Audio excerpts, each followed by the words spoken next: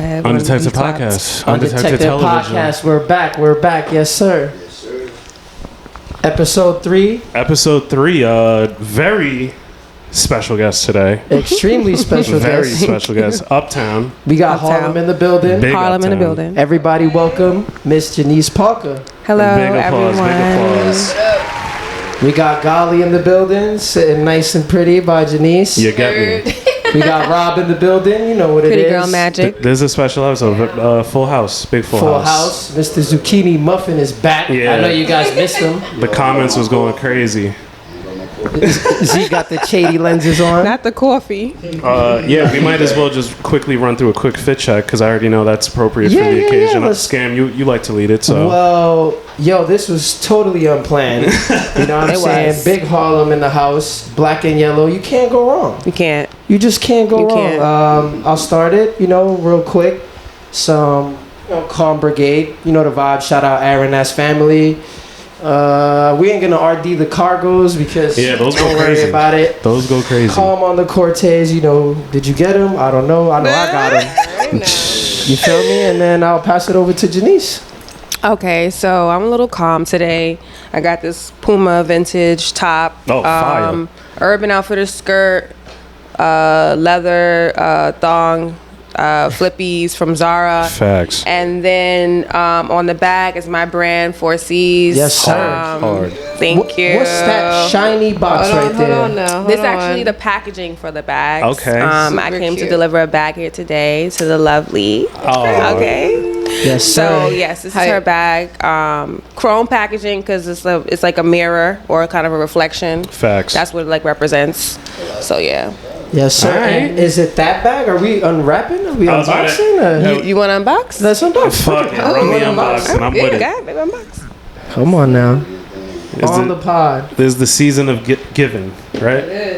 Ooh. Yeah. Yeah, that shit hard. Oh, that's Yes. damn. We got questions on 4C, so Yeah. we gonna run it back for sure. But that hard, let's that back talk go about hard. this color though. So The the color crazy. she chose is abundant green, right? Okay. It's Kelly green, but the name is I Am Abundant. Okay. So she probably didn't know that, but you gravitated towards that color. And Right. you also have green on right now, right? And that was the intentions of me starting the brand, was so people could kind of learn more about color theory. Right. And so that color green represents abundant, which is prosperous, rich, fruitful. So when you're wearing the bags, you're just reminded of who you are. Right. So I was very intentional about when I designed it and the colors I chose and the names, etc. I'm gonna have to get my lady one. Yeah. Them fits go 4C, crazy. baby. Yeah. All right. So we're gonna get into 4C, but tell us who you are. Tell us what you do. Where Okay. you from? Okay. Just a quick intro for the people. Of course. So my name is Jeanice Parker. I'm from Harlem, New York, born and raised. Okay. Very, very, very proud of where I'm from. I'm a mom. I'm a creative director, designer, and I'm also a founder. Got you. And so I started designing clothes in 2017. Okay. But I have a background in fashion merchandising and communications. Okay, I got you. So I've been designing since 2017. Doing some one-of-one pieces, and then I decided to come up with a brand, and starting with my handbags. Okay. So 2017 was the start of the journey. It was With the start of 4Cs? no, Just you. with me. Okay, I got you. 4C started in 2020. So in 2017, what was the beginning looking like? Like, what was it? What was the inspo? What did you get into? Was it somebody that kind of put you on? Okay. Like, So I didn't have any. As you were up? I It's didn't all have good. any intentions on being a designer. I've always loved fashion. If you're from Harlem, then you know that was kind of like the war zone What in you a do. sense. Yeah. In the sense of, if you, like I said, I always say, if you wasn't in the flyest, the latest, it was you versus you, me Yeah, versus yeah, me. yeah, You better yeah, pop yeah. out with the latest, or it was Yeah. like, it was a part of the culture. Getting dressed every Yeah. day, cookouts and everything like that. So in 2017, when I went to school for designing, it was a school that I went to that inspired me. Okay. So we were learning about Chanel, Dior, all the fashion brands that revolutionized the fashion industry. And then it was after I graduated, and my school invited me to do a panel in LA for a fashion film festival that I was featured in. Oh, and I was like, bet. I was like, if I go out there, I might as well design something. And so that's where it started at. I just started designing one pieces to kind of just get my feet wet. Right. To kind of like just see and play with the idea of designing. Wow, that is fucking fire. First of all, we all know Uptown got it when it comes to the fashion. I'm from Queens. Okay. But I mean, we do our thing, blah blah. But everybody knows you. Fit is fire. We need to do a fit check on you too. Yeah, we gotta finish the fit check. I got the top on, basic Dickies, workout, Dark Star Cons, shady glasses. You already know. What hat am I wearing? I always forget the hat I'm wearing. Yankee hat, just Yankee wool hat. It's calm. I got mad hats, so I be forgetting what hat I be wearing. And sneaks. What kind of Converse are the those? Dark Star Cons. Fire. See, not even the regular ones. Yeah, the Rick Owen influence. Fire. Those are fire. Okay, I guess we'll finish the fit check. Since we're talking fashion. Since Rob's phone went off. Put the spotlight on him. Yo, listen, man. Let me see the mic. All right. So check it out, man. Nothing crazy. I'm mad calm. Then you're not gonna see the shoes. Olympic 7s. Crazy. July 4th though. Then I got the Olympic Kith. Fire. White T-shirt. Fire. But yeah. Do you got like the Story brand of Kith?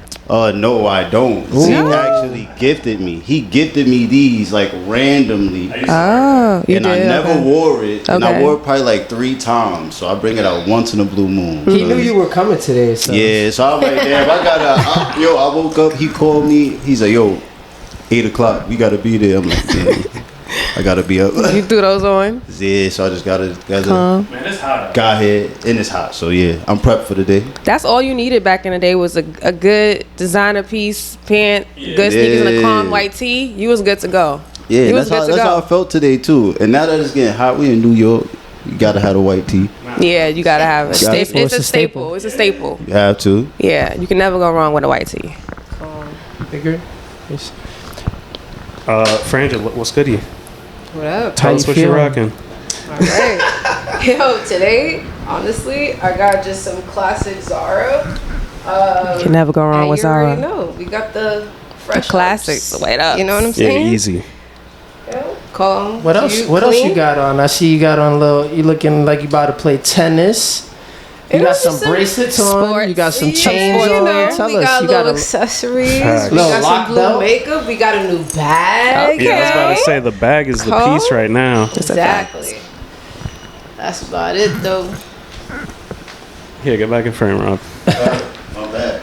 Threw me up. Now you I mean, speaking of the bag though, Scam, you could get into the brand side of things. Yeah. We kind of just want you to explain what you got going on. I did my research. I seen the bag Okay. just on the internet, but seeing it Okay. in person now, yeah, baby, you're gonna get one. I'm gonna get you one.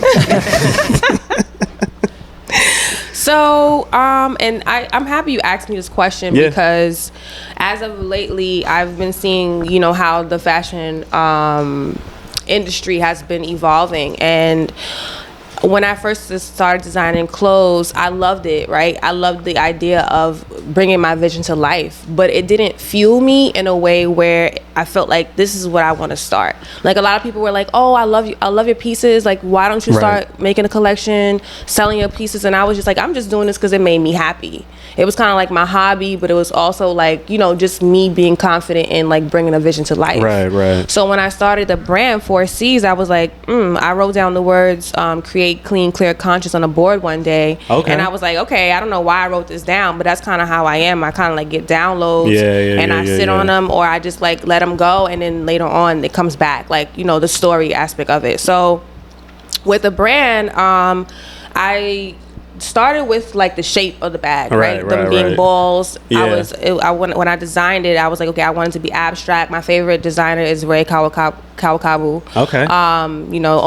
Owner of Comme des Garçons. Okay. Dover Street Market. That's a favorite Freddie store. conversation. I'm heavily influenced by Japanese brands. I love Japanese brands. Yeah. I just like the idea, like how it's always out of the box, like and just like edgy, so, and futuristic. I think their style is super futuristic. Even Tokyo, like super futuristic, right? Just pushing that envelope. Right, exactly. So when I came out with the concept of the bag, I was like, okay, cool, I'm gonna choose certain colors. Didn't know which colors I was gonna start with, but then I decided on 5 core colors to represent, again, the affirmations, right? I'm compassion, I'm renewed, I'm abundant, I'm prolific, and I am vital. So those were like the 5 affirmations that I started with, because I wanted to be deeper than just surface. Like, oh, this is how it looks. No, but this is what it means, and this is how it makes you feel. Yeah. Right? Because this day and age is like, when we going through all these different ups and downs, you kind of got to pour into yourself. Of course. So I wanted to pour into my consumers with my product. What are the triple C's again? Say it one more time. Right. 4 C's. 4 C's. Create, clean, clear, and conscious. Wow. Yeah. So that was That's like hard. my journey, my evolution of starting 4 C's. I say I was creating a clean, clear, conscious, which basically means that like I'm unlearning and relearning. Right, Gotcha. every step of the way. Gotcha. Because I do think that entrepreneurship is spiritual. Right. Because like you're literally planning everything yourself, like what time you get up, how your habits and everything like that. And that's all spiritual too. Yeah, no, funny. exactly. And I was gonna ask too, because when I did the research yesterday into the brand, I seen one of the it was like a link in your bio. It was like an interview, just like on your product, and you was talking that it's like the brand is revolved around art, design, spirituality, and science. You say, and science. Yeah. So I kind of want to ask you the spiritual side and the science side of you. Okay. So the spiritual side of me was understanding that I have a certain connection with God, right? Putting God first in my life, and just learning more about self. Right? Like, I believe that spirituality is awareness, right? It's like one day you're this person and the next day you're that person, and being aware of the transition and the changes and who you're becoming, right? So that you can be your highest self, your best self. And so as I was noticing my habits and, what I was doing and how I was behaving and, how it was affecting even me progressing in my career, I had to stop and check myself, So that's the spirituality aspect of it. And then the science aspect of it is me understanding how the mind works. So I was just like, as I was like going through all these emotional, changes because of me growing, right? I was like, okay, why do I think like this? Or why do we feel this way? So then I started to study the subconscious mind and different brainwave lengths and all the things of that when it comes to neuroscience. Right. I was super intrigued by that. I was like, why do we think this way, and how are we programmed? Like all these different things. You be on YouTube. Yeah, me too. Yeah, me definitely. Bruce Limpton, Joe Dispenza, all the people that speak about those things. What's crazy is that you kind of realize as you see the science side of things is that science and spirituality is like it's hand in hand. It's hand in hand. Science is the proof. Spirituality is the faith. Bars. Right? It's literally like That's that. A fact. That's a fact. Yeah. So when I think about my brand, I think about it being the evolution of fashion, because everything is just so instant gratification. Right. Oh, you look good. Oh, you look good. You look good. But you don't really know that person. Yeah. You don't know who they are. You just kind of attract to them for like how they look on the outside. Right. What's the inside looking like? The inside for me? No, I'm saying in general. The inside, from what you're saying, like, you know what I mean? Honestly, the inside is all about energy. Word.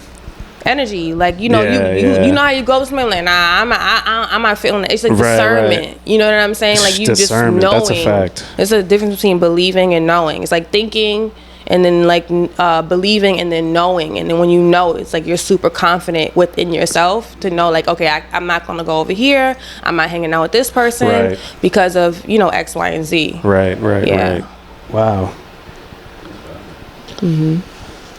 I wanted to ask, you said you're inspired by Tokyo. Have you been to Tokyo? I haven't. I was supposed to gotta go this take year. that trip, baby I am. girl. I'm gonna I go in haven't been 2026 for sure. For Nice. sure. Before all these different changes with travel, Yo, I heard they facts. kind of like Nah, I already seen, yeah. really kind of like Toned it down. they Yeah. are like doubling down on travel restrictions. So I definitely gotta go before anything changes too crazy, for sure. Are you tapped in, or you got connects out there, or? My mentor actually has a good connection with a few organizations and brands in Okay, Tokyo. nice, so nice. Who is your mentor, and where did you meet him? my mentor, Coach Mike. Shout out Coach Mike. Shout out Coach Mike. I met him actually for a initiative that I was going to do in Harlem by Future Forward, which is orchestrated by the Whitaker Group. You've heard of Amin? Yeah. So Future Forward is a group of creatives who just come together and like they build, and there are leaving a footprint within the community. So they were going to open up a store in Harlem. I'm sure it's still in the works. And so Wow, I didn't even know that. That's fire. Future Forward put together a group that was from Harlem to kind of like build with the community to like get to know more about like the store and like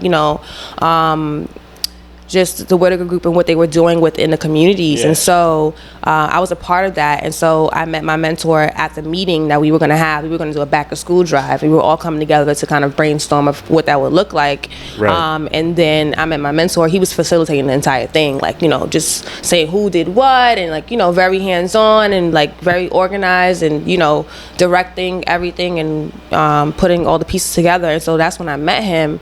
And then, I took liking to like what he was doing and so we had a one-on-one and I told him about the brand. I showed him my brand deck and he was like, I love this, I love what you're doing.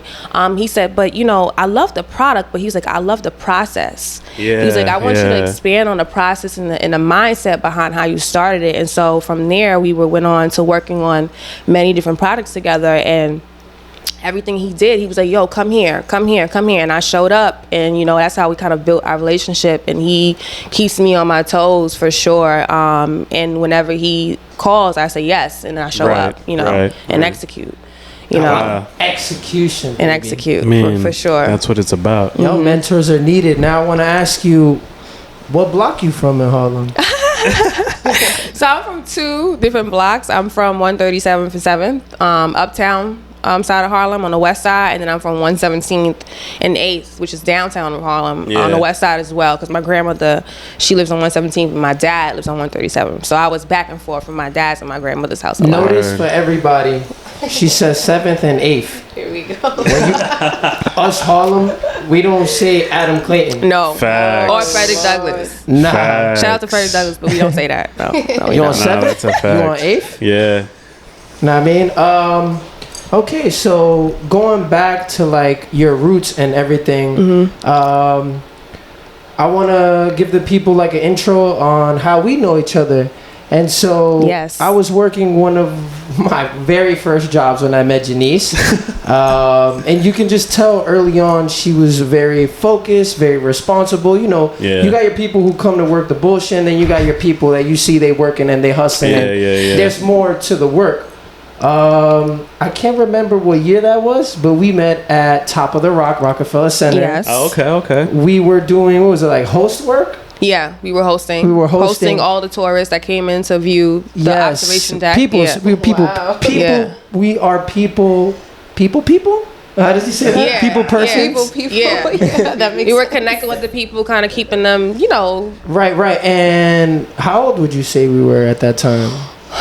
Wow, Ava was like 1 year old. My daughter was 1 year old. Shout out Ava. This is like over 10 years ago. Right, exactly. So I think I was about 25. And at that time, Ava, you said was 1 year old. 24. I was 24. You were 24. Yeah. Ava's 1 year old. She was 1, yeah. You're Or hustling. between newborn and 1, yeah. Right, you're hustling. You're a newfound mom. And what were you doing then? Because I wasn't super tapped in to you then? You know what I mean? Throughout the years, when me and you left that company, whatever, stopped working there, we always remain in contact. I was taking photos. I had Jeanice model for me. I had her model for my boy Pedro. You know Amos. You know Amos. Yeah. And it's beautiful to see all of us like flourishing and doing our own things. Facts. Here we are 10 years later, me and Jeanice sitting right next to each other. She's a founder. She's a boss lady. She's, you know, everything that she just told you she was. You know what I mean? But at Top of the Rock, what were you doing then? Like, were you already tapped into creating things? So at Top of the Rock, I also had another job. I was working at Piperlime, which was a company that was founded by the Gap. Like, it was a sister company to the Gap. That was first, it was e-commerce, then they kind of had a brick and mortar. So I was styling at Piperlime at the time. So I was working 2 jobs, and no excuses. I think that was about it at that moment. At that time, I think I was working the 2 jobs and just being a mom and still living. Right, I'm 24 years old, so I'm still, you know, hanging out with my friends, still outside, somewhat. But I knew that I had a passion again for like. At that time, I think I wanted to do more styling. Okay. So I took my job at Piperlime really serious. Like, I was very competitive, like trying to get top sales at the time. Like, you know, trying to get new clients because we had a client-customer relationship. So I was just kind of really tapped into that, and when I came to Top of the Rock, it was kind of like a second job. Right. But I liked the idea of the community that was there. Like, it was a lot of staff. So I met a lot of people there that I'm still cool with today. And so that's what I was doing at that time. Fire. Yeah, because I was wondering like the trajectory, because again, we always kept in contact. I always liked what you were doing. Yeah. But I'm like, yo, when did she really pop it off? To be honest, you know, because once you started moving and grooving, that's all I see. Yeah, and that's why social media is so important. Yo, every time Jeanice posts, she's doing something. Facts. I think I definitely get that from my parents though, because my mom has always been like a go-getter. She had 4 kids. My dad, he was always in his hustle spirit. He was an entrepreneur as well. He went from real estate to having his own vendoring business, right? Where he kind of followed all the tours, hip hop tours, R&B tours, pop tours, and he went city to city selling T-shirts, like the bootleg ones that you see, like the official ones, not the toy ones. Because toy ones was actually not as good as the bootleg ones. Yeah. But my dad, he hustled his ass off. He loved it though. Like he about the coin for real. And so I think knowing that my parents always had that energy within them, it kind of came natural when I saw something that I wanted to do. I was like, I'm gonna get this shit myself. I didn't think twice about it. I was just like, I want to do that. Plug and play. Like, I want to do that. And I'm like, I can do that. And so I did do it. And so I think that's where it started. And it was like, I was doing it because I wanted to, not because people were telling me to. And then, I just kind of like just kept going from there. Right. And so, how old is Ava now?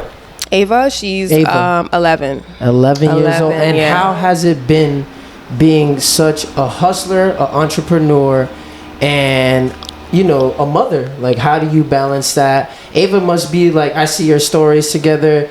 She must think you're a superhero, because you are a superhero, you know? That's fire. I see you get Ava fly. That photo shoot that you guys had was so fire. Thank you. Y'all gotta go on Janice's page. That photo shoot was heat. I really appreciate it. And it's that's your mini-me right there. That is my mini-me. And sometimes I'm just like, it's too much, because she's such a mini-me that is too much. I'm like, dang, I am that much too, because she is like, she demonstrates, she's my mirror sometimes. And so, like, you know, the attitude sometimes, or the meticulous habits when she gets dressed, when she's doing her hair, all these things, I'm like, we have to go. And she's just like, all right, I'm coming. And I'm just like, oh my goodness, what have I created? But it's beautiful because she has that self-love, self-care, which is really good. I'm happy she has that at a young age.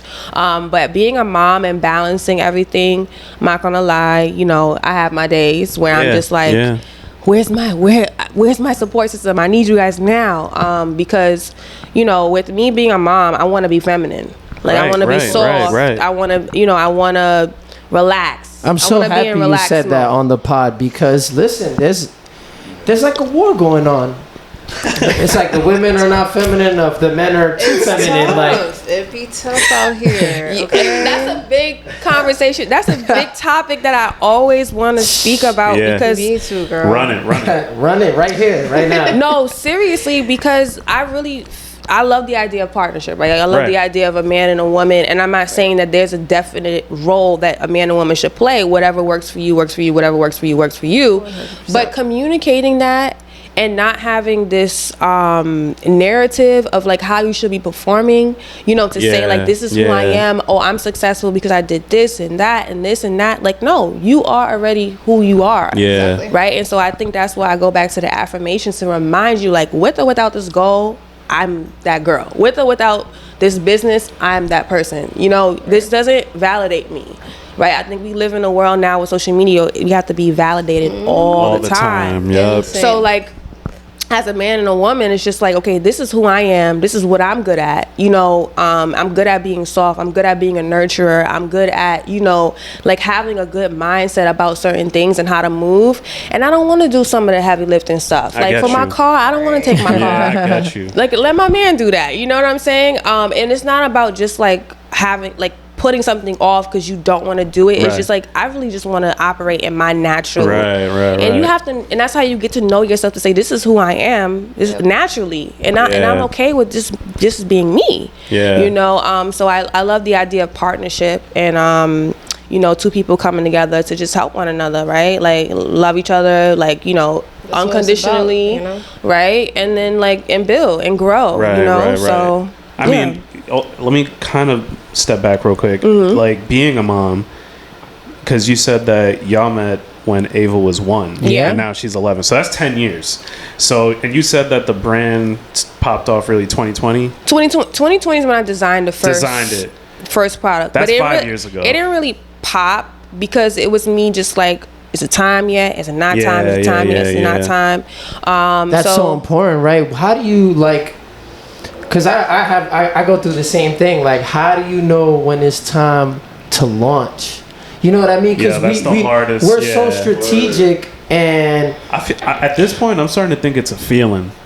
It's not. I definitely think. You know what I'm saying? Too, yeah. I think once it's a feeling. Once the product is complete, bing, like rubber band, and let it go. That's what I learned, right? Like, for me, I overthink everything. And it's a gift and a curse because, right, I'm thinking twice and 3 times about my moves. At the same time, it don't be that deep. I got you. It is that deep because you love it. It's your baby. It's your product. You want it to be a certain way. You want it to, like, you want to show. You want the world to receive it in a certain way.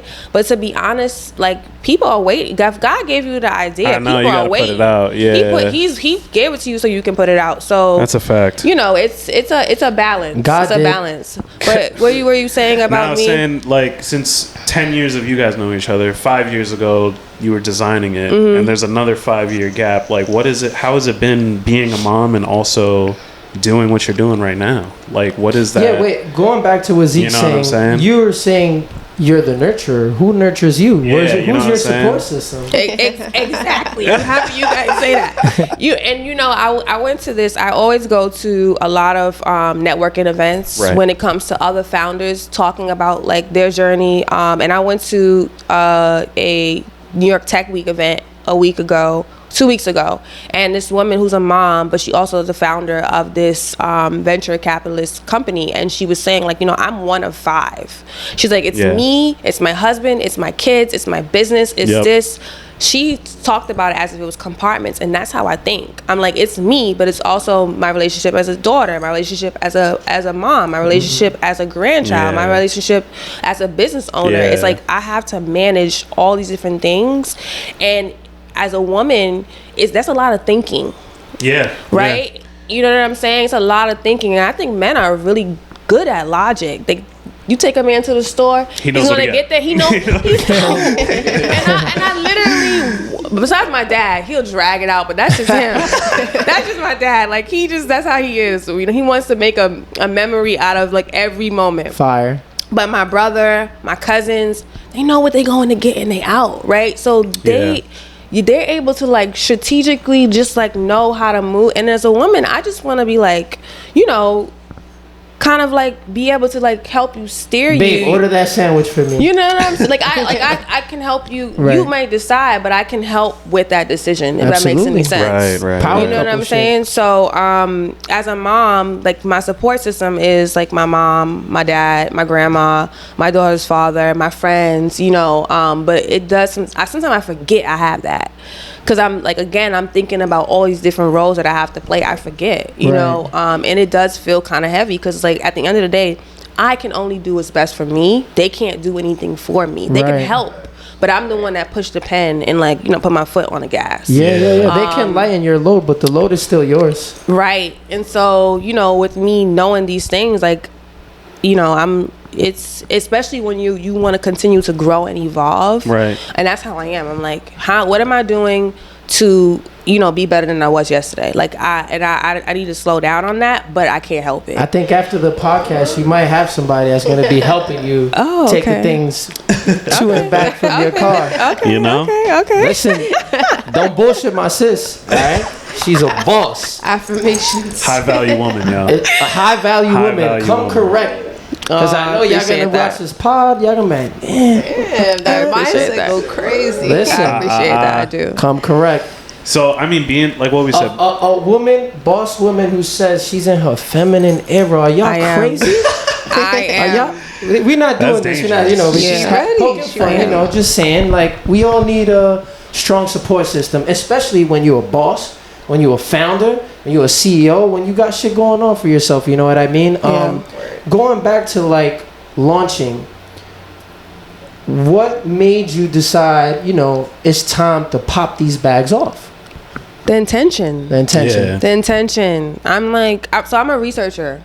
Like I love studying stuff. I love information. It just feeds me. If I don't understand something, I need to know. Right. And that's not good all the time because then it kind of defeats the idea of having faith.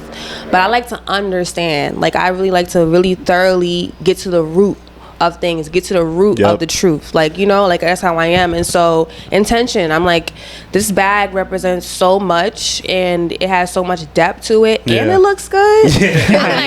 And there's meaning. There's so much meaning behind it. So there's really a story being told. Right. I mean, I'm you know what it is too? Storytelling. Oh my God. There's storytelling, but there's also like informing people. People could say shit from the past and it's the same thing over and over again. You know what I'm saying? But the fact that you're also educating, that's our mission, to educate, inspire, and uplift. That's what I'm saying. Like that takes shit to a different level. Fashion brand, that takes it to a different level. You don't hear that a lot. People don't lead with that. And so being that I'm leading with that, like the bag is just a conversation starter. You see, oh my God, it looks so great, and then I'm talking to you about spirituality, science, So it's a conversation starter, and it's an energy shifter. Everybody we encounter from our day to day is for a reason, and so a lot of times we don't know, don't understand that. And so I want this bag to like symbolize that, right? To just the embodiment of like who we are as people. Like, that's like super important. I think brands now are understanding that you need to storytell. So it's awesome that you're storytelling, you're doing it authentically. Definitely. This is just how you are. But brands are catching on. Like when you drop something, when you're doing the rollout and everything, whatever you're releasing, people have to have some type of emotional tie to it. Why do I need this bag? Right. How are you? And it's like you can sell someone on something, or you can just, you made the bag. This is what it represents. It looks good. Mm-hmm. If you messing with it, you messing with it. Mm-hmm. You know what I mean? But a lot of brands they're seeing that it's more than just showing the product. It is. You're building a storyline now. Brands are coming to Harlem, tapping in with Harlem. You know what I'm saying? It's like, again, no, seriously. It's like everything goes into like just brand rollout, fashion, this, that. It's the story. Why do we care about Janice Parker? Why do we care about 4Cs? And why do we care? For every reason you're stating. You know what I mean? At the end of the day, too, I think, like, yeah, storytelling, making clothing is cool, but the level of education and throwing that on top of it. Yeah. I mean, it brings you into a whole powerhouse, but at the same time, like, what you're really doing, aside from just, you know, making a product, like, it's kind of crazy. Yo. Oh, absolutely, because people are leaving with knowledge they either didn't have or didn't know they needed. And especially where we from, people don't know what's going on like that. Not you know, at all. so when you get to show people, like, or tell people a certain tone that you have, people are inspired by that. Thank you. I really appreciate that. Thank you. I want to tap into, you know, because you do a lot of educating on, like, you freelancing? Like, how? What's going on? You don't have a 9 to 5. You got like a 9 to 9. One day I'm seeing you. You're at the Brooklyn Museum hosting a workshop. Another day I'm seeing you educating some high school students. So tell me your role in education. Okay. How's your day to day? Okay. Because you're obviously freelancing, and you know we'll get into the Brooklyn Museum, any workshops you host, any current projects, and take your time because it is a lot. Yeah. We go through it one by one. Okay, so I'll start from when did it begin? The educating. The educating. Okay, so the educating began. So I'm a mentor in 2 different spaces. I'm a mentor for Envision Fest. Envision Fest was founded by Sharifa Murdoch, who's the Chief Impact Officer of KITH. And so I love Sharifa. Right. Shout out Sharifa. Dope woman. She's been doing amazing things, and I'm like super grateful to be a part of her organization. And then I'm a mentor for the Brooklyn Museum Teen Artist Program. Shout out Brooklyn Museum too. Yeah. They be tapping into mad people. And shout out. They tapped in my homies, aunts and uncles. Mike and Nicole. They got a restaurant. I've been there before. I used to be 100% vegan. I'm slightly pescatarian now because my daughter can't let seafood go, so I just be like, you know what? From Harlem, you can't. There's too many good crab leg spots. You got Lighthouse, you got the spot on 4th. You know there's vegans in the spot on 140th is gone, but they still have the spot on 116th. But like literally grew up eating seafood like crazy. So So what were you doing with Brooklyn Museum? You said. So Brooklyn Museum, I was a mentor for the Teen Artists program, and so about 10 to 15 teens out of 400 are chosen every year to be a part of that program. And so my mentor put me on, pulled me in, and was like, Jeanice, Coach Mike, he was like, Jeanice, I want you to come and, I want you to be a mentor to the artists. And so I came in, and I literally, this is what I'm saying, sometimes you just gotta go with the flow of the universe. 100%. Right? It takes you. She's not saying no to nothing. You heard when opportunity knocks, yes. Coach Mike, yes. Yeah. Literally. Yeah. So I was at Columbia University. I had an interview with a neurologist, right? This is in my science world, just to learn more about like the project that they were doing there. And I was actually applying for artist commission with Columbia University Science Center. Yeah. And so I was preparing a deck for that. And then when I was brought into Brooklyn Museum, I was able to use that deck to present it to the kids and to talk to them about like my journey and all the things that I've done to build 4Cs. And so after that, the director of the program was like, hey, I want you to do a workshop. I want you to do a meditation workshop for teen night at Brooklyn Museum. Wow. Kind of like first Saturdays. They have teen night, which is on a Friday. I got you. They have their own. They have their own. They have their own. They have their own. I think it's super dope because I wish I had that as a teen. I wish I had that as a young adult to be able to be in a space as a creative and to like, And how old are these kids? They're in high school, so they're between 14 and 18.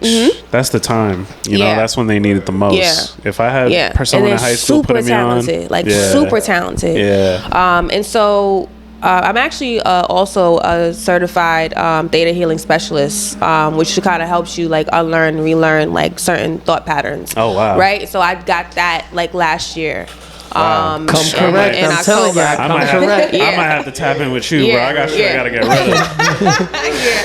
of. So when I got that, and then I did the guided meditation, I was like, even though I didn't need the certification to be, to lead that meditation, it just gave me more credentials to say I know what I'm doing, and so I thought that was super dope. So when it comes to education, I'm the mentor in those 2 spaces, and then I also was able to work with my mentor on the Microsoft workshop at the Microsoft office in Midtown, and then my mentor wanted me to do a AI workshop at a high school, and so he was like, you know, this is what you need to do, and I was like, I got this. Like, I've been wanting to teach. Like, my ultimate goal is to open up a school. So, you know, that for me, it was like, I was like, I'm ready. Like, within reach. Yeah. So I'm gonna tap in 10 years, maybe 5 years. That school might be open. Maybe. Look at what she's accomplished in 10 years. Maybe the design aspect and everything. I want to go to back to school for architecture. So, you know, if I could design the building and be a founder of it, it would be super dope. So, are y'all hearing this? Yeah. Not that she want to open the building. She wants to design the building. I do. No, seriously. As you should, man. Thank you. I really appreciate it. So, so that's what that's my role in the education space, and I love teaching. Yeah. Like, I love talking about what I know, and my mentor always like pushes me to do that. Like, he's like, it's your mind. He's like, you're so smart, you're so intellectual. I need you to talk more about what you know. And so now I'm like pivoting to that space where it's like, okay, you know, how can I spread more knowledge, you know, because knowledge is wealth. So yeah. Right, absolutely. Yeah, that's a fact. Absolutely. Not only that, you know, the world needs intelligent women to continue to teach. Yeah. You know what I mean? Because right now, you know, I'm gonna have to just say it. We're like in a Cardi B era. You know what I mean? Sexy Red era, all this. And listen, I think just the social media era. Yeah, that's what it is. You know, so it's important to have Jeanice on here educating. But you know, a woman can be all facets, right? It's a time and a place, right. I believe. And then also know your role and your influence, right? Like, you know, at my home, again, like, all goes back to home, being a woman or whatever. I teach my daughter all the time, like, that's not okay. Right? Like, just because you see adults doing it or it's on social media doesn't mean you're going to go run and do it. Like, some of these trends are not for you, you know? And so it's like letting young women know, or even messaging to young women, like, I'm an adult, so I can do this. But y'all need to go read or go outside, go play. As a kid, I was in front of my building with all the neighbors, on the block. Double dutch, dance routines, double dutch. Being a kid, manhunt, right? Like, kids don't even know what manhunt is. Really being a kid, and so like the influence that I see that social media has. Don't get me wrong, I love a good TikTok. Like, I love a good trend dance and everything like that. But when you're watching the wrong things and you're seeing the wrong behaviors and you're, you know, modeling after that, I'm not for that. So, is Ava into designing? What's she into? Ava, sorry. It's okay. It's okay. Ava. She's into styling. She's into dressing. Like, she likes expressing herself, and sometimes I want to have control over that, because I'm like, no, because I always tell her, like, this is what's out right now. I mean, this is what's out, but nobody knows yet. And then she's like, I don't want that. Like, Mom, this is what I think is out, right? And because she's always actually on the trends with, like, music, like the dancing, like, you know, she's very hip to, like, culture in general. She's a culture girly. She loves her people, okay? Like, she loves them down. And so when it comes to fashion, she wants to wear what she wants to wear. Right. And then, like, 2 months later, she was like, "Oh, Mom, remember that thing you said?" She's like, "Yeah, everybody's wearing it." I was like, I'm trying to tell you. I don't want to hear it. I don't want to hear it. You don't trust your mom. And she's 11, so she's she's getting the consciousness of getting fly. She's seeing what's going on. Yeah. Kids are a lot earlier into it now too, especially with the internet. Definitely. And sometimes it's she wants to hurt my pockets. Oh, I already know. And that's the thing. And I be like, Ava, not right now. And then I gotta think about it, like, she gets it from you. You can't even be mad at her. She gets it from you. So it's just like, is there any time where, because we can learn from all ages, you know what I mean? So is there any time where she inspires you? What? Many times, right? Yeah. When I say my daughter is wise, like, she's so wise. A lot of times we're talking, having a conversation about, like, things that's going on within the home or within our family, and she pulls up with the, you know, with the advice, like, as if she's a grown woman. And I be like, she's so observant, and she has, and, like, it makes sense whatever she's saying. You're like, no, I'm serious. She don't solve the whole problem. Spot on. And I'm like, I'm like, can we use that when it's time to get out the house? Can we use that when it's time for you to, you know, do one of the things you do? But she has a lot of wisdom. That's jokes. When I remember we were, she was like 5 or 6 years old. We were living in Jersey, you know, and I was in the mirror getting my hair together, like getting myself together to go out. She was like, you don't need to do that. She was like, you are already beautiful. She's like, you don't need to go in the mirror. You don't need to fix your hair. You know, when I used to like do my design, she's like, you don't even have to prove you're a designer. She was like, you're already a designer. You're already. And so she was saying all these things at a young age. And I was just like, yo, my daughter is just, you know, she's so dope. And so when it comes to influence, seeing, you know, how like the environment or what she watches and sees and how it tries to change her character from who I know she is, that's what makes me just like, I gotta take a step back from fashion, from going out, from all of that, to lock in as a mom, because ain't nobody gonna take her essence away, and I'm gonna make sure of that. So like when it comes to balancing everything, I have to take a step back sometimes and like do my role and job as a mom first before anything, because like she's my legacy. You feel me? So I'm not like that comes first before anything. Lots of homeschooling. Yeah, almost homeschool her like 3 times. Almost. And I was just like, because I didn't like the influence the education system had on her. I get it. You know, the idea of constantly performing, and then the kids, whole different story. It's a whole nother ballgame. It's a whole They might not be getting raised the way you raised in Ava. And that's what be the problem, you know? You know, and so all those things kind of like just go into like, you know, my day to day. Like talking about day to day, that's like my day to day. Yeah. Making sure she's good, making sure her mental is good, because she has, kids they're in their own world. Yeah. You know what I'm saying? Like she got things going on too in her 11-year-old life. And so I have to, I have to listen to that. Like, and I have to take time out to be present in that, and that takes time too. So 24 hours be gone. You know, in a day. Then how could you even have time for like even a relationship? Like, what would that even look like? Honestly, it would look like, us coexisting in our worlds. Right. Yeah. Like, again, like just the idea of, first of all, I'm gonna let the world know this. Like when I get in a relationship, it's clip for outside. Nah, I'm kidding. I'm still go out. For you or for him? Both. Well, of course, I want somebody to just as much as I care about the home, I want them to care about the home in the same sense, right? Yeah. Like there's more to life. Like there's traveling. Like of course. I want to be an artist, right? Like I am an artist, but I mean I want to live like one where it's like I want to go.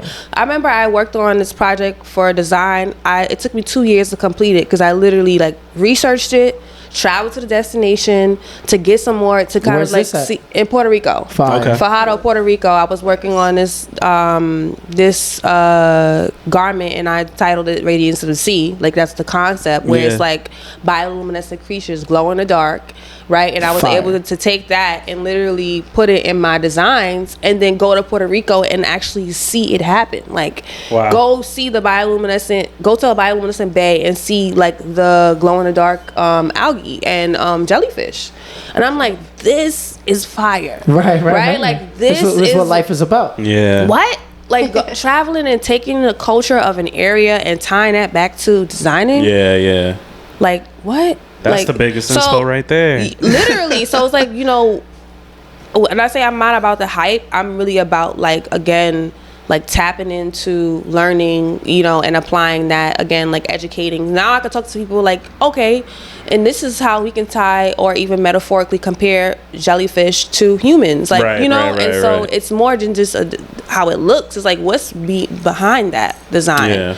So like I want to tap more into that space. Like I want to go to Mexico City and like look at the architecture there, and you know what I'm saying, like really tap in to my artist era, in a healthy way without having to feel like I got to do this, that, and then pop back out with a whole collection on like where I went. Exactly. Like really 2 month travel. Really be tapped in. Inspo reference vacation. Seriously. You know what I'm saying? Bro, listen. You ain't even really going for comfort. You're just going for inspo and references. I do it all the time. And have enough time to relax too. Yeah. And really 100%. make it a vacation. So let me ask you, like in the inspo convo, you kind of tapped in with obviously saying like the Puerto Rico trip, traveling just in general.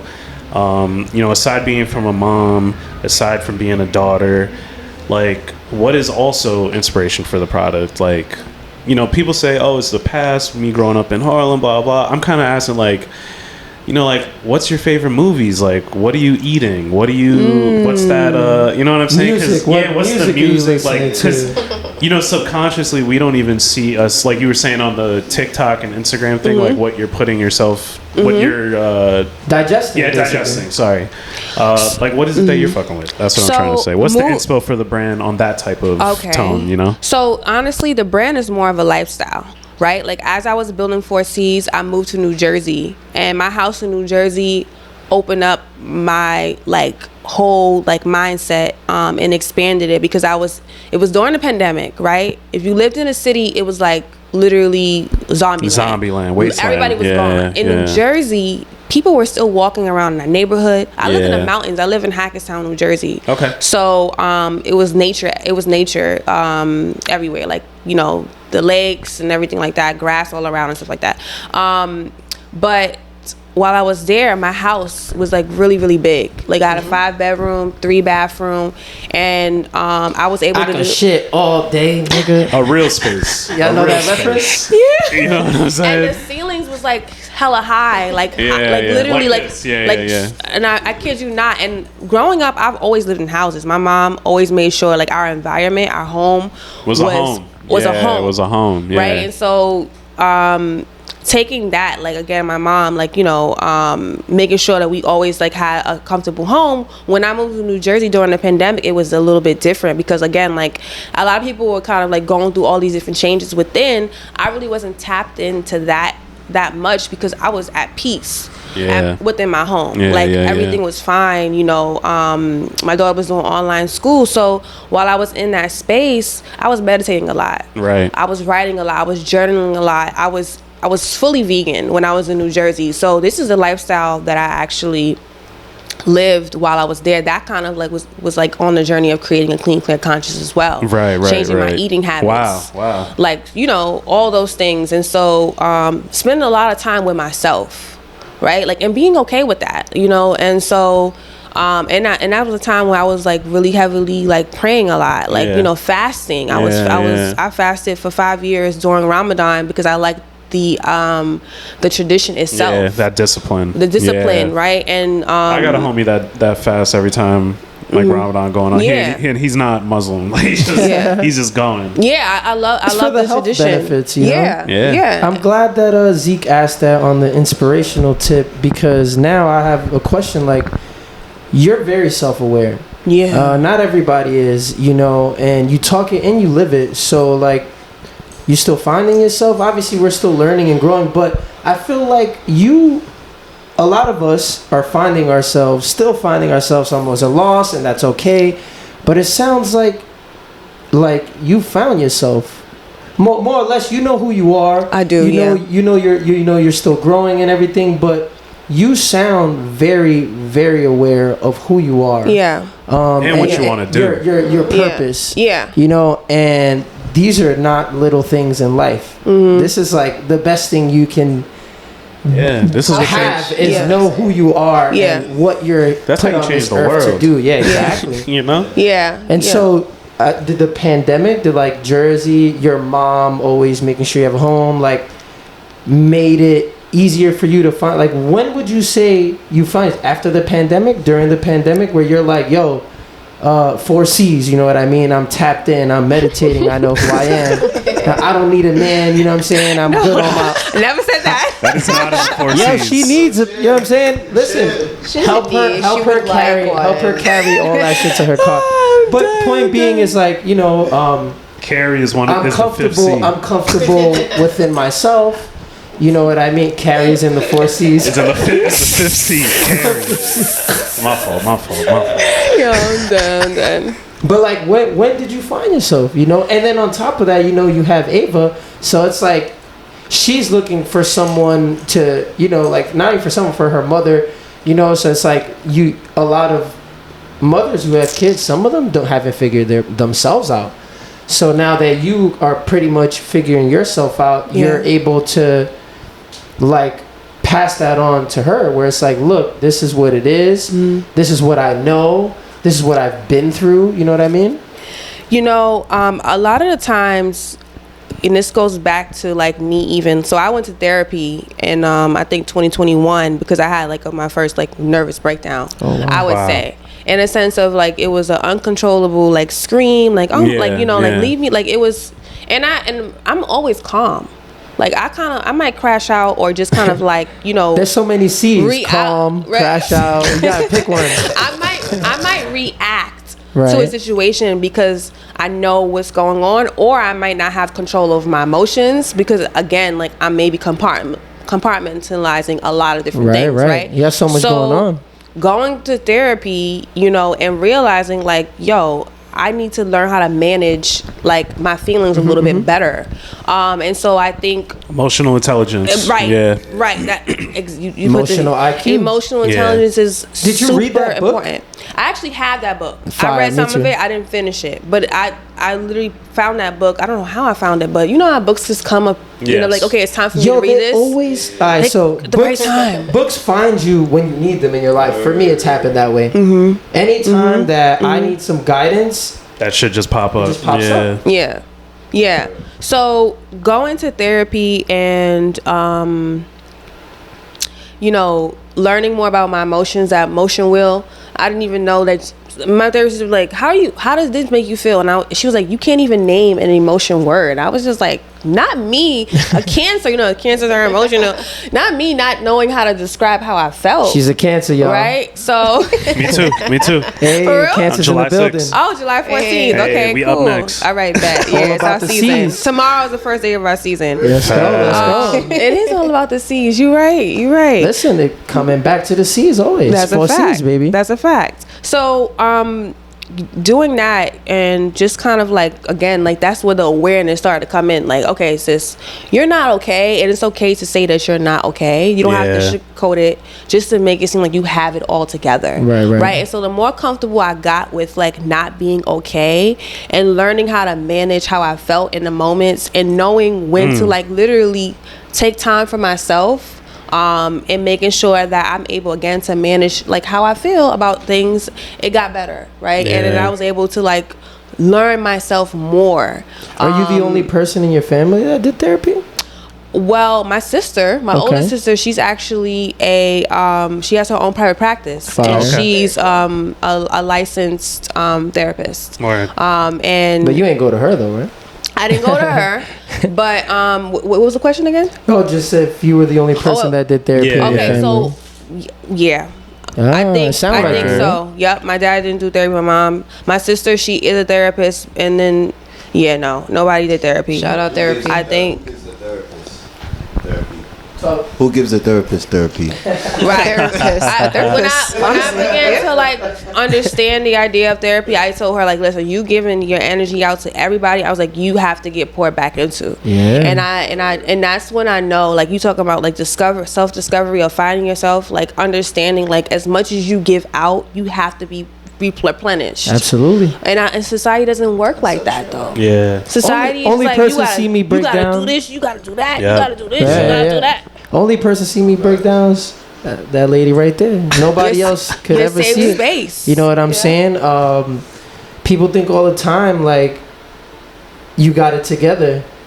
I'ma hold it down. That don't mean I got it together though, low key. Right. You feel me? But you ain't gonna see me not have it together. But that's why safe space is so important though. You know what I'm saying? Having that foundation, having someone that you can go to, whether it's a therapist or just you're close, someone that's close to you. Right. Because other than that, you will crash the fuck out. Yeah. So let me ask you, like, with everything we just said and everything, we've just learned about you, this journey, this process, and everything you've accumulated, I mean, with this fashion thing, because I've been in it for like 10 going on 15 years, and as a person of color, you be seeing shit. Okay. How is it navigating what you're trying to do as a black woman, as a person of color? Because there's not a lot of people doing what you're doing who look like us. You know what I'm saying? It's definitely a type of space that people like us have to, like I said, navigate. But I guess the best word you said earlier was discernment. And the discernment comes when, I guess, seeing how other people move and how you can, hop over or jump over these hurdles, It's interesting because this industry, I feel like it's oversaturated, but it's also room for everyone 100%. to shine 100%. And to like flourish. At the same time, I want to make sure that people are just being real and authentic, right? And I think that 4C's always reminds me of that, like my why. Because sometimes I get in my ego in a sense of like, okay, I've been doing this for so long. I've been in this industry for so long. Naturally. Like I was with my homegirls last night and I'm like, you know, just watching how we were getting ourselves together, et cetera, et cetera. And I'm just like, we've been doing this since we were teens, right? Like it's the embodiment of who we are. And so, you know, in this industry today where it's like they're making a business out of getting dressed and making a business out of, you know, making clothes, which is beautiful and I love it. At the same time, you know, I want to make sure that people are like remaining them true selves and leading from authenticity and not from ego, you know. And so in this fashion industry, when I first started out with it, I was in love with it. Like going to Fashion Week, going to the parties, going to the shows. That feeling. Yeah, because it's just like all the things that I've seen in the magazines. I was a magazine girly back in the day. Me too. Right, all the things I saw in the magazines, I'm like, I'm actually here, like in the spaces that I was reading about at the Fendi show. And you're like, I could do this every day. I was like, this is it. I was like, this is life. Like I was hyped, but the people that was there with me, and that were like, how all these followers, they were nasty. Right. They were rude. They were like, you don't have what I have. You're not lit. You're not that. And cool guys. Normally is. And that literally, that hurt me. You know, because I was like, dang, and I'm in a space that I love, but does it love me back? Right. You know, and so that's when I kind of just started to say, like, I'm gonna focus on what I'm doing and tap into that. You know, and put my head down and tap into that. And it wasn't until I had a love for architecture and art, and I was like, I love museums. Like, I mean, like, I remember the first exhibit, the interactive exhibit that they had in New York was where World Trade Center is now, the new one. It was like this smell, touch, taste, see space where you walk in and you smell these different scents. And this was like mad interactive. This was years ago. And from then I'm like, this is fire. Like, this is what I want to be in. I want to be in this space where it's like, you know, being the art of design and not just the hype of design, right? And so when I'm in this world of fashion, it's just like I have to remind myself of why I'm here. I can't look to the left and look to the right and see what everybody else is doing, because then like that's like when you run in the race, you know, when you run in track, if you turn around, the person's gonna go by you like and that. You might trip at your dumb ass. I always say the only competition you should have is yourself. Right. Don't worry about nobody. Exactly. So within the space, as all these different brands are just like coming out every day, and this brand versus that brand, what this brand is doing, what that brand is doing, I have to like again stay rooted in my mission and my vision so that I could get to my goal. You know, while I'm doing it, inspiring, educating, uplifting, not comparing, not competing. You know, respecting the designers that are aside of me, because it's all about vision. When I go to a museum, I'm reading because I'm like, how did this person bring this vision to life? So I'm all about like acknowledging someone's mindset and their creativity and their journey, because like you can't knock what nobody went through to get to where they got and where they're going. You know, only thing you can do is acknowledge it, and then like, you know, and stay on your path and your journey. You know what I'm saying? But in terms of like where fashion is heading, it's not a big mystery, but again, like there's so many brands. I think that it's in a place where it could really head anywhere right now, because it's a little different now. It's a little different. I mean, the internet's changed everything. You exactly. I want to ask you. What you said, you're inspired by CDG, right? Como de Razón. What other brands are you looking at? What's your favorite museums? You know what I'm saying? Let's get into it. You're a big museum girl. I want to know what's your favorite musems, you know, in New York and out of New York. You are allowed to gatekeep anything that you feel shouldn't be. We be gatekeeping right food restaurants. That's crazy. When it comes to museums, I love the MoMA. I'm there a lot. I go to the Whitney. I go to the Met a lot because, you know, they have a lot of. I go to Brooklyn Museum, but I also go to the exhibits, and it's called a gallery district between like 19th and 23rd. Yep. Between 11th and 12th Avenue. Those are free. Oh, wow. Free wine and all that. Yeah. You used to do fire. that in high school. Yeah. So like Free wine and art. on Thursday. See, so we ain't on have the that in opening night on Queens. We ain't- Thursday, right, Rob? We ain't have that in Queens. So it was me going on this exploration. I'm a big exploration girl. Like literally going to those exhibits within those streets that I again confirm my love for art. Right. My love for design, my love for vision. So like those are the spaces that I kind of like explore. And then I love any new interactive thing that happens. My daughter, we out. Yeah. Anything that's new that's popping up in the NYC that looks cool, we're going because I want to explore it. How you finding this? TikTok, Instagram? Yeah, like All NYC of it. for free. Yeah, all of It that. pops up because once your NYC for free is algorithm, popping. once you kind of see it, just pops up for you now. It'll so I'm like, feed you, okay, yeah. perfect. Yeah. And then my friends know like how I am, so they send me stuff too. Like, oh, I know you would love to go here.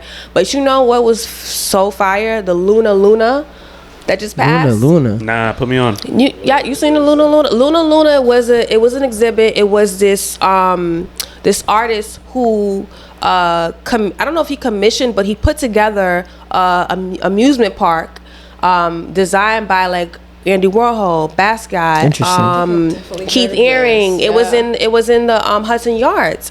I took my daughter there in the wintertime, like February, and he had a whole story of literally how he had this music park years ago. He's supposed to get an investor to keep it alive, but didn't get the investor. The pieces got sold to somebody else, and he had to come revive it and all that other stuff. And now 30 years later, here's the amusement park again. Yo, when I read that, I was like, this is fire. Wow. Right? That's like literally leaving a legacy, behind, like based off of like creation. And so like that interactive experience was like just super fire.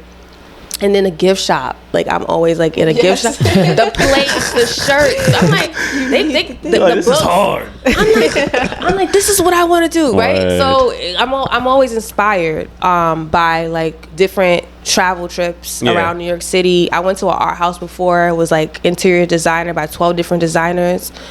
Yo, architecture is like the top of the top. It's the top of the top. Yeah. Yo, I watched a show called World's Most Extraordinary Homes. You talking about designing? Ridiculous. Yes, I definitely watched that show Next too. level. Yeah. So like that's like my You gotta inspiration. see it. Basically, you gotta see it to grasp it, and then I once like you to see it and grasp it, This is how I call it collecting data. Right. Like I like to see it in real time, put it in my mind bank, and then let something brew. Yeah. Me get a download. You know what I'm saying? So like that's how I am when it comes to clothes.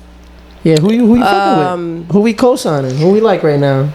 Who I like right now? I can't really name. I can't ain't gotta really be name. clothing. Because can I say something right now? Right now, we're in an interesting time where brands are taking from what we call influencers. Yeah. And I feel like we're in this thrift era that's not we're in really the vintage thrift era era. for We're sure. in vintage, right? But it's I'm like not- that's only if you follow trends. I'm Right, not a right. thrifty 100%. girl. I will say some brand. So Science Project, which is a black-owned brand by these guys, I really love that brand.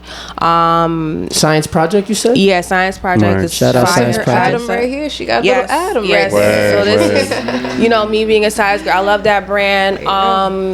The Jimmy Neutron pendant go hard. Thank you. Come on now. Who else? I see you got that Puma on. What you think, Rock? You think Rocky's doing a good job at Puma I right now? do. I think they're Shout out coming Harlem. back crazy. I think Definitely coming I back respect Rocky because Rocky's been this way since he was in. Like he's been the way that he is today in Harlem back then. Yeah. So it's like you talking about True like to himself. authenticity. Yeah. He was fly. He was wearing designer in 2000 When they thought he was weird. early 2000s. But he had his crew, right? He had his crew but I love what he's doing with Puma.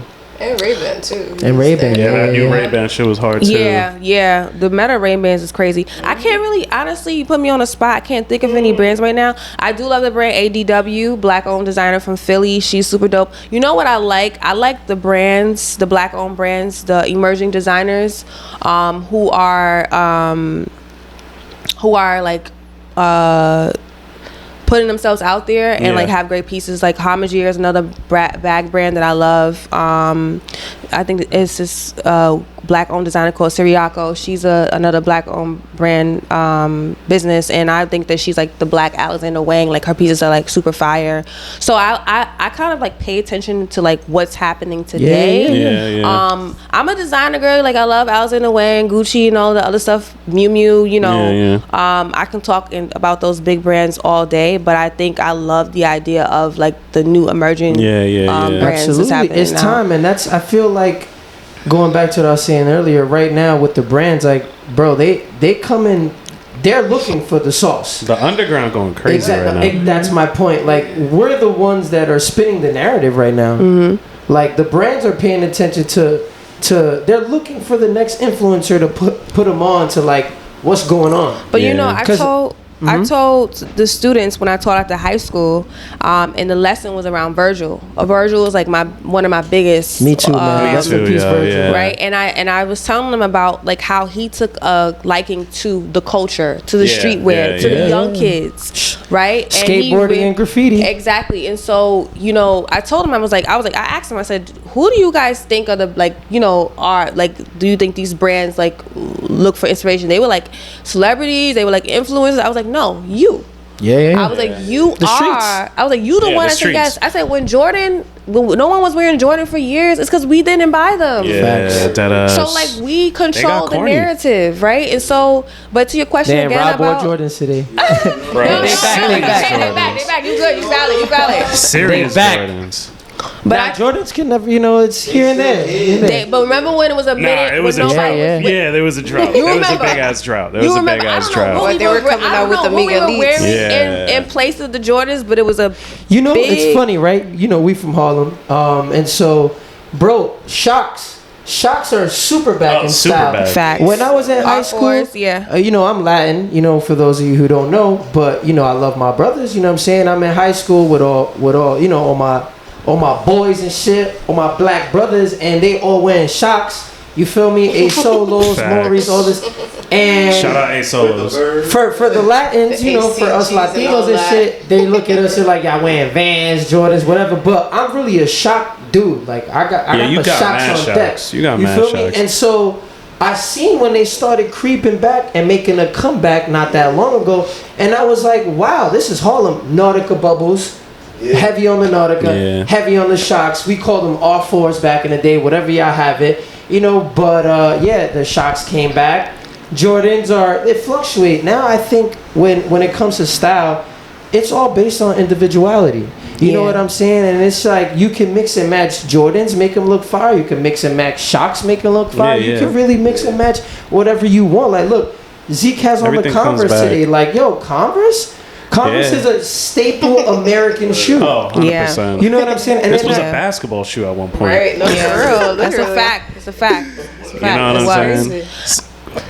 Jeanice is sporting the toes today. You know what I'm saying? Like, I am. That's something that's popular now. It's like white toes. Like, okay, so my question was going to be, so for your bags or just any of your designs, like, will there ever be like just a moment where you're going to allow your daughter to design something for you? That's a great question. You know what? She actually designed a skirt out of the balls. Fire. Fire. Wait, can I ask you why the balls? Why? Yeah, why balls? So these. So this is when I get to break down like the four pillars, right? Actually the four points of intersection, like design, spirituality, science, and art. So the science aspect is that the balls are actually representing atoms, right? And atoms are like energy. So that's the science aspect. So deep. Janice is so deep. None of you deserve her. And so, stop. And so the spirituality aspect is the affirmations, right? You being self-aware of who you are. The design aspect is the shape and size of it, like the dimensions of the bag. And then the art aspect is how you perceive it.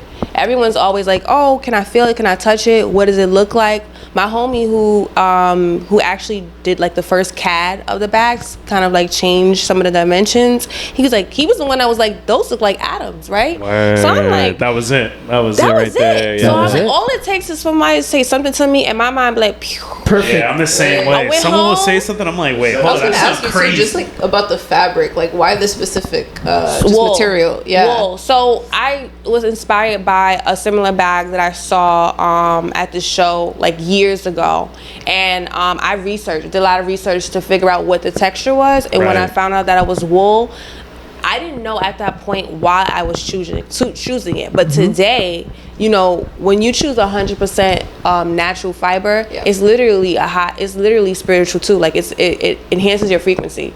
So like cotton, you know, wool. Are you kidding me? No, I'm. Them bags selling out. No, seriously. They selling out. Seriously. I made sure to get mine today. So enhance your frequency when you wear this bag. No, I swear to you, I'm not lying. So when he told me that, I went into my research and I literally started watching these videos of like seeing how energy moves in the body, you know, in the atmosphere, and so I was just like. She just took what I wanted. This took it to a whole different level, and that's when I was just like, this is the education part where I'm learning. So now, on my website, I have a journal section. What's your website? Let everybody know what's the website. FourSeasOfficial.com. FOURCEES official.com. Okay. Facts. And when you go on there, we have a journal. Rush that. When you go on there, we have a journal where you can read about what we studied. Incredible. Right? To tie into our design process. When you say we, right? Like, walk me through who's designing, or do you have a team who's helping you? You know what I mean? Like, so what's that? What does that look like? When I first started Four Seasons, it was just me, and then I started working with Amanda Williams, who was our brand strategist, as well as she designed a lot of our assets. Like we have like an executive summary, a brand book, a brand audit. Where'd you meet Mrs. Williams? I met her in Alignment at an event because I was part of this group called Parlor Social Club. What's it called? Parlor Social Club. It's like a social group. You subscribe to it, and they invite you to these private events all over New York City. I had a membership with them too. Parlor Social? Yeah. I had a membership. Insane. Yeah, it's it's dope. And so I met her at one of the events. Literally was standing right in front of her. She was standing right in front of me. I asked her one question. We exchanged Instagrams. She emailed me. Very professional. She's very professional. Emailed me like 3 days later. I was like, hey, I want to work with you, blah blah blah. We was working together for like a year and some change on like that website. That website, all business women tap in. A minute. Shout out Parlor Social Club. A minute. And like when I go on there now, I'm like, yo, this website is fire. What I want all the viewers to learn, anybody that's, you know, listening to Mrs. Parker next to me, Jeanice goes for it, okay? She doesn't wait around. She's signing up on these applications. She's on these websites. She's doing her research. She's studying. Whatever she wants, she's going for it. You know, let that be a testament for everyone out there that's wondering, how this is how. So let me ask you, with the hustle, with this work ethic, being a mom, the whole journey you just took us through, I know there's a little part in this story that I definitely want to ask is, how does a woman from Harlem get an apprenticeship at Chanel? Another C. So, yeah. So Chanel is is in connection with the school I graduated from. Okay. They have a great relationship with them, Chanel Foundation, and that was literally through my school. Word. Being affiliated with other communities. What school is this again? It's called Custom Collaborative. Okay.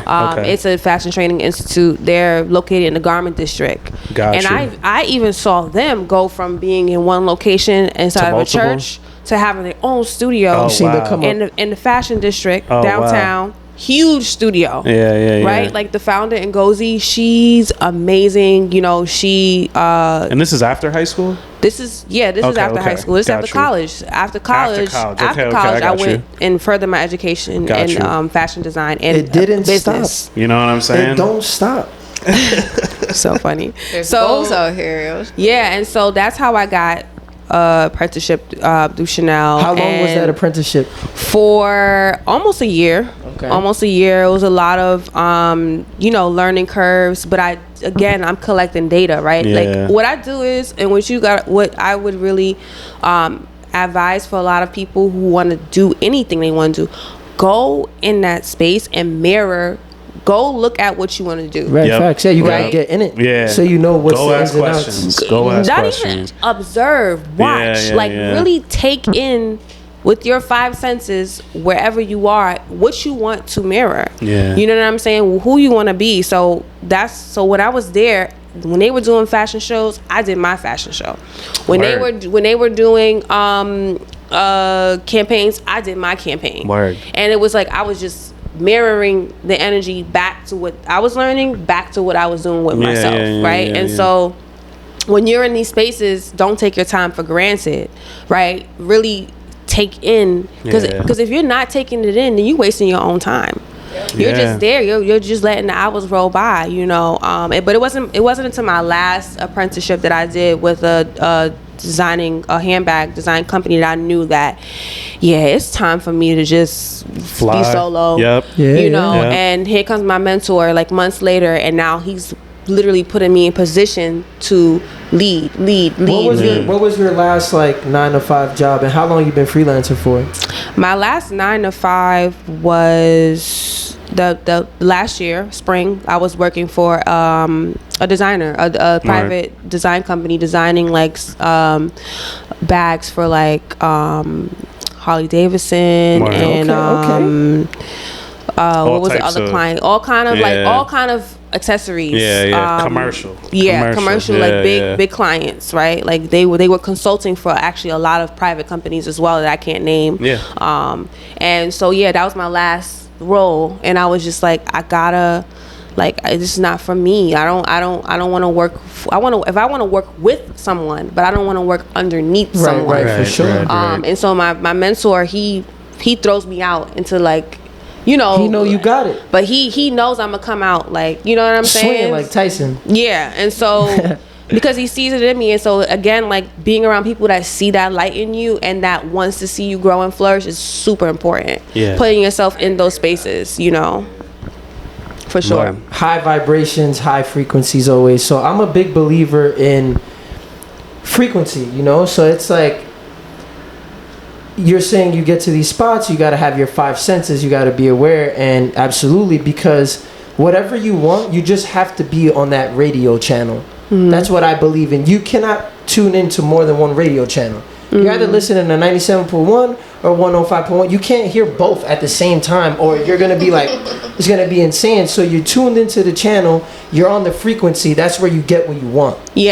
And you know that what you just said, right? Like I study, or I listen to Abraham Hicks, and she talks about frequency all the time. It's a real thing. And she actually helped me do a lot of unlearning and relearning. And she literally says, if you're experiencing something that you don't want, it's because you're on that radio station. So, but that switch the station. That took so long for me to digest, and it will take a long time. It took so long, because when I see it, I be like, I don't want to be on that frequency. I mean, I'm still like, I don't want to be there. Like, you know what I'm saying? I catch you myself, gotta be patient with self. I catch myself. That's true. Let's say some shit bothered me. Shit happens often. I ain't gonna lie. With my background in my life growing up, you know, I get annoyed a little easier than most. You know, I'd be the first one to admit it on the pod. And so, you know, it helps a lot, because I'll catch myself annoyed or I'm upset at something. I said, I need to get off this frequency, because then the universe is going to open up more things for you in that frequency. So the only frequency I like to be on is loving, creative. You know what I'm saying? Like, whatever I want, I need to put you know, if I want to listen to rap, I got to put that station to rap. So just you got to be on the frequency that you want. Going back to mirroring. You know, going back to Ava telling you, you are that designer. You already are what you're trying to be. Exactly. Like, you have to embody that so that you can become that. Right. Because you are that. Exactly. It's like, look, it's we like, call that laws of attraction. There you go. I was trying to say that for a minute, but I was like, yo, I'm gonna let y'all get it off. Laws of attraction. Yo, keep that mic. Law, like literally, it's law of attraction. Yeah. It really, really is. You know what I mean? Energy, wanting something so bad that you envision it. You know what I'm saying? You smell it. You see it. You can taste it. Like, you know what I mean? But like, it's also divine timing. It's all about timing. Right? And preparation. It's time and place. Preparation. But then when it do come, don't be afraid. Like, don't be afraid, because it came, because it's time for you to. I think it's good when you realize that you're afraid, that's because you know it's big shit popping. You know, I'm gonna rephrase that so it sounds it might better. make you uncomfortable. You know what I'm saying? It's always gonna make you uncomfortable when you're growing. You know, whenever you're scared, that's because it's something big. But, you know, and then it's also understanding and realizing, like she was just saying, like, you know, have grace with yourself. Cha-ching! What was the last question? That's the Zell being put in for that bag. You heard? Okay, I'm excited. Busting sales on the pod. Yo, y'all be quick. Y'all want that frequency that this bag is giving out? Y'all gotta be I'm quick. like, I don't even know what size I want. Oh my god! Because like I like the mini bags because I just don't bring a lot of things. But then I was like, you know what? I don't have a green bag at all, so I'm super hyped. And you got the abundance bag today. Yeah, And that's my favorite. That's my favorite affirmation. Really? Abundance. Yeah. See the alignment? You see? Exactly. No, seriously. No, like on a serious note, like seriously. But I was saying that when she was saying about like having grace with yourself, understanding that even though that we are adults, you have to tap into your inner child. Like like life sometimes can feel so seriously because you're not enjoying it. And my daughter reminds me of that. Like she's also a reminder of like chill. What do you do to tap into your inner child? Music. Fire. Listening to music. When my daughter makes music. Who we my listening daughter to? Like I like going back in the day now. That's like me. that. Like the BET Awards that just passed when it was like one was just in Park. I'm like, I need this music again. Yeah. I need the guys to really pour out their feelings. I need them to dance to me. Just what it used to be. Like, It's different. Seriously, like, you know, even the comedy that they had in the videos back in the day, I was watching. I'm like, man, I really want to relive this time. There's a lot of effort being put in. Right. And music back then had a little bit more direction. yes. Storytelling, feeling, yes. intention. Substance, Yes. Like, I feel like nowadays it's too much. And that's why that music is timeless right now too. I mean, talk about feeding yourself. You know, the music is important. You know, we're in a time where we're getting fed drill and sexy drill. I think that's why I was so hyped when I went to the Mary J. Sexy concert. drill's crazy. I was so hyped, girl. Oh, it was so wow. good. Mary J. Blige was the first artist that when as a kid I remember. This is one of my Shout out youngest. Monet. One of my youngest. Shout out Power. One of my youngest memories as a kid was crying to a Mary J. Blige song. Yeah. That my mom was playing in the crib. Like, 'cause she loved Mary. And she was like, why are you crying? I was like, I don't know. I'm just emotional. It's the emotions, I remember saying that. Seriously. That's some true cancer shit. But yeah. That's jokes. So like staying tapped into that inner child, so my daughter, she's an artist, performing artist, and she makes music and we write together. And so when I do that, I'm excited. Like I'm excited. I'm more excited than her. And then to see her perform and she just like brings the words to life, I'm like, oh my God, this is life. So that's what I do to tap into my inner child. And I love like looking at beautiful things. Like I love like beautiful couches, beautiful spaces. Like that to me is just like, because when I see it, it's just like it excites me. Like you know what I'm saying? How often and I'm gonna go a little off track. How often do you read books? Pretty often, I would assume. It's seasonal. It's like right. it's when it's time to pick it up. Like the last book I read was by Rick Rubin. The creative guy. The creative active way of being. He got it. I gotta read it. Literally, I'm gonna just pick it up, bro. I'm gonna just take it. That's the last book I picked up. Zeke's still been meaning to read a book that I lent him from 1995. Yo, I'm not gonna lie, I think we spoke about it. I think last time I was chilling with you, we were talking about it. I lend my friends books, I love to read and then give the knowledge. Yeah. Now, Janice, it's been such a pleasure to have you on the pod. Oh my God. You are the third guest, first lady. And one of my favorites already. So good luck to everybody that comes after Jeanice. It's gonna be hard. But on a real serious note, I want to ask you, what's your message to the world? What's your message to your younger self? Yep. I say, so what's your message to someone that's like just, also grew up, how you did and like being a young mom or like that want to also design and, just execute something this big? Continue to develop a relationship with yourself, and of course with God, because you are who you want to see in the world. Like you are like everything that we experience in life is just a reflection of how we think. Yeah. Right. You are God. God is within us. Yeah. I say that all the time. Yeah. So God is within us, and when you literally just learn yourself and learn what you love, not what everybody tells you to do, not what everybody tells you who you should be. Think for yourself.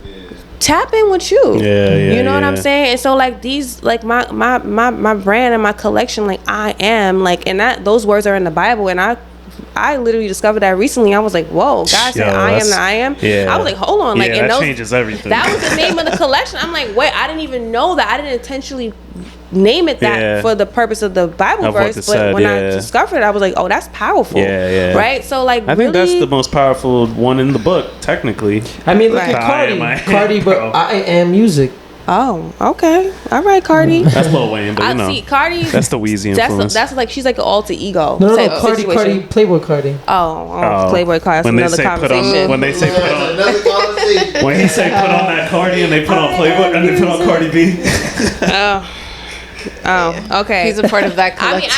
I haven't tapped into the new Cardi. I'm pretty sure a good song I might vibe out to. Right. Magnolia, that's it. Okay, Magnolia. Okay. Really? That's a throwback, right? No, because you said you ain't tapped in, so I'm like, that's the last song? Magnolia? Nah, not Magnolia. I don't know. I don't know when the last song I tapped into. That's like saying Money Longer by Uzi Vert right now. But yeah, so I would say continue to and continuously practice self-love, right? That's super important too, because that kind of builds your confidence, your motivation, and know when to take a step back and make time for you. This world wants us to perform all the time. Don't get it. The world is our stage, right? But you get to define what your stage is. You get to define who you want to be, how you want to operate. You orchestrate your life. Yes, it's okay. You can write your story. You don't know the outcome. That's God's, work. But you do what you can and leave the rest to Him.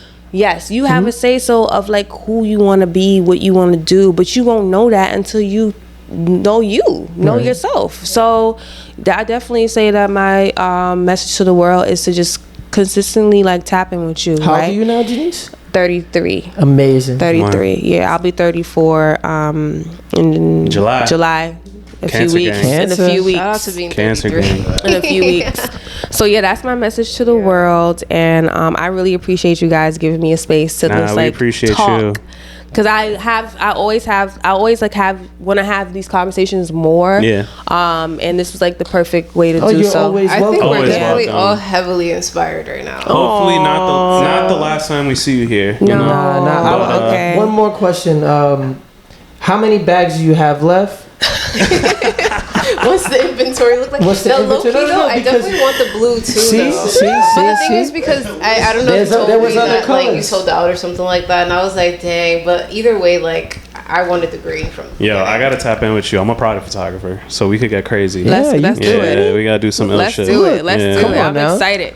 I have team building. Just a small, literally, less than 2 handfuls left of less than 2 handfuls left of the other colors. What other colors are there? So it's the Cali green, a fuchsia pink, it's called a it's clearly a denim blue, but it's not really a denim. You know what I'm saying? And then the orange. The orange is sold out. Wait, but it's the mini ones? So it's the smaller version of this? It's a mini. But they come in the 3 sizes, but I'm actually changing the design. And I'll send it to you. I don't want to say it. I don't want to announce it. I'm changing the design, the size. But right now I have a production order of the chartreuse green. Because that's the affirmation, I'm renewed, right? And the message with that is you can constantly reinvent yourself. People want us to stay one way our whole lives. And it's just no, we can become a new person anytime we choose to. So that's what that means. I am renewed, and I wanted to to announce that message first of like that being the introduction to 4C's, you know, with spreading that message. Like, I you know, you did my homework on that one a little bit. You did? Yeah. Are you being affected by the tariffs at all? No, I mean, honestly, because my last production order was I had to change like my shipping carrier. It's expensive, and not too much. Not too much. It's not too crazy. What's next after the bags? I'm actually gonna get into clothing a little bit, bit, because I want to do. You were designing your own suits, right? Yes, I was designing. My first design was a suit. Come on, but man. I'm not gonna do. That's expensive. Like doing I need a sponsor for that or another investor. Let's get an investor. Let's get a sponsor. Let's get somebody to carry her stuff to the car. That stuff is. Yeah, it ain't cheap. It ain't cheap. The quality of especially what you trying to make, I get it. The quality of material that I want to deal with, it ain't cheap, you know. So I want to do more of like t-shirts, hoodies, and sweat. And I said I never would do that too, but t-shirts and I'm hoodies? actually going to, because I didn't like the idea of putting the logo on something and just saying like, you know, I'm a designer. I felt that one. But to each his own, right? I respect everybody who has their vision of what their logo is, because get money. Even the logo is a message itself and a design itself, right? Because I worked a long way to like create my whole iconography sheet, but I did change my logo up a little bit because I'm inspired by Comme des Garçons and I'm inspired by Kusama. Kusama is she just did a collaboration with Louis Vuitton with the polka dots. Yeah. Okay. And I saw her work multiple times. Oh, she went crazy. So she has the polka dots, right? So she works with polka dots, and so I'm gonna be releasing some shirts and like some probably sweats or something like that with my logo in polka dots in different colors. I already kind of launched or released 2 different versions, but I want to change it up a little bit and work with the balls more in the apparel as well. Okay, so, absolutely. Yeah, that's what's coming soon. Yeah, something, and then continuing to work with the chrome and doing more like charms and stuff like that with the bags and definitely make a nice little charm out of the album. Yeah, the charms. I've already like have like a lot of different science charms, right? Because again, like science is the evidence of everything, of life in general. So we're gonna stay rooted in that science era and stuff like that. So yeah. Excited. Word. Well, I think that's it. I think I know you got to get out of here. Yeah, Janice, I gotta go pick up baby Thank you so much for pulling up. Janice Parker. Harlem in the building. Harlem in the building. Real New York. Thank you guys. Undetected podcast, Undetected television. Like, follow, subscribe, do all that. Go tell somebody. You heard? And we out. 4C's. Peace. Thank you.